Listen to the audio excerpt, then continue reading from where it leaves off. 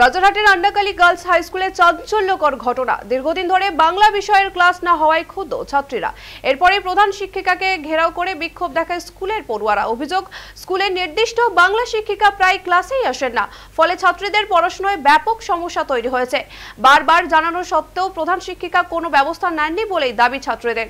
ক্ষোভেই শেষমেশ তাকে আটকে রেখে বিদ্যালয় প্রাঙ্গণে বিক্ষোভ শুরু হয়। ঘটনার খবর ছড়িয়ে পড়তে অভিভাবকদের মধ্যে উদ্বেগের পরিবেশ তৈরি হয়। পড়াশোনার ক্ষতির জন্য তারা প্রশাসনের হস্তক্ষেপ দাবি করেন। পরিস্থিতি নিয়ন্ত্রণে আনতে দ্রুত স্কুলে পৌঁছয় রাজারহাট থানার পুলিশ। পুলিশের আশ্বাসে বিক্ষোভ কিছুটা শান্ত হলেও সমস্যার স্থায়ী সমাধান চাই ছাত্রী ও অভিভাবকরা। এ নিয়ে এখনো পর্যন্ত স্কুল কর্তৃপক্ষের কোনো আনুষ্ঠানিক প্রতিক্রিয়া পাওয়া যায়নি।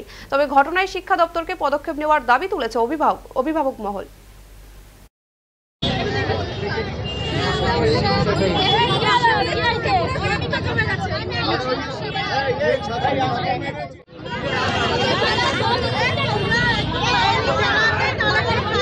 আমাদের সিস্টেমে অনেক প্রবলেম আছে।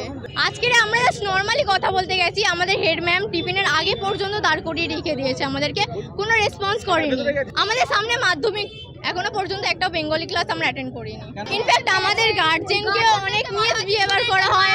এই বিষয় নিয়ে আমরা আজকে বলেছিলাম, তো আমাদের কোনো কথাই শুনি। আমরা অনেকক্ষণ দিয়ে ম্যামের অফিস রুমের সামনে দাঁড়িয়েছিলাম। ম্যাম যে অফিস রুমে বসে ওই গেটে ধাক্কা লাগছিল, তো আমাদের বলছিল যে গেটে ধাক্কা মারিস না।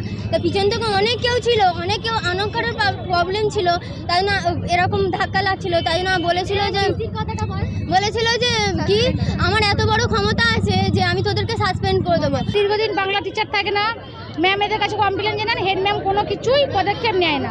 তারপরে বাচ্চারা 5 মিনিট দেরি হলে গেটের মধ্যে ঢুকতে দেওয়া হয় না।